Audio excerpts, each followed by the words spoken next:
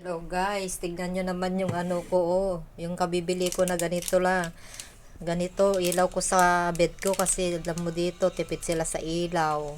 Nasisinagan lang ako doon sa CR dito, eh hindi ko makita. Pag i-open ko to, pag wala sila, sobrang lakas naman kasi yan. Kaya hindi ko in-open, minsan lang in-open ko talaga yan pag ano, nagbablog ako. Pero ngayon, baka madatnan ako kasi parating na sila. Kaya ito yung binili ko guys, oh. $10. Ayan. Tapos para sa ano ko to pag nagtawag yung asawa ko sa gabi, siyempre wala kang ano, hindi kita makita ganon, kahit hindi ako nagsasalita kasi bawal magtawag dito na nandito sila kasi maliit lang yung bahay, kahit makita lang yung mukha ko na magsinyas-sinyas nandito sila.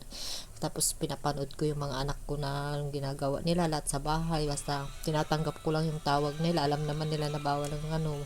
Kaya bakit hindi ako nagsasalita, nakikita lang naman ako, nakikinig sa mga kwento nila. Ito yung ginagamit ko ngayon. 2 araw na ito nabili ko. Wait lang. Ganda pala guys. Ang ganda. Ayan oh. Oh, nasurog na tayo. Sunog na. So, wait lang. Luto na ang ating ano. Maganda pala guys. Oh. Yung power bank ko. Yan. Sinaksak ko yan. USB yan. Parang USB yung saksakan niya. Ayan. Kailangan ko nang magdagdag ng ano. Dito, laging may cornstarch. Gusto nila malambot yung kinakain. Yan. So, yan ang aming ulam. Naluto ko na yung ano, patatas sa karot. Pangalawa na itong linuluto ko. Matagal pa naman sila uuwi. Kaya, bagalan ko na magluto. May 2 pa akong lulutuin. Sakto lang para mainit pa kasi alam nyo naman may malamig ngayon. Kaya maganda. Painit. Yung amo kong lalaki, pinainit niya yung ano, pinainit niya minsan yung pagkain niya sa akin.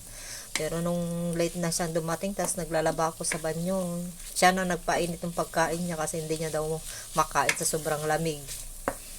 Kasi naka-serve na dun pagkain niya, late siya dumadating, eh, nahuhuli siya. Wala silang ano, yung pangpainitan. Oven toaster ba yun? Toaster. So, tapos na guys. Patayin ko na. Sinishare ko lang to. Oh, ang ganda. Hindi na ako mahirapan. Minsan, cellphone ko. Naku, bilis malubat.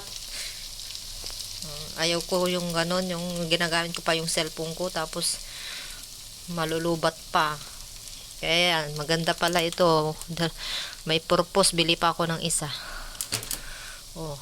Buti na lang lagi ko na charge itong power bank ko kanina umaga kaya full na full. Ang ganda pala no. May useful pala tong ginawa, binili kong ito. Ano bang pangalan nito? Pag nag-review ka, nag-aral ka, mga bata, maganda to. Package natin. Sige na, bye-bye na guys.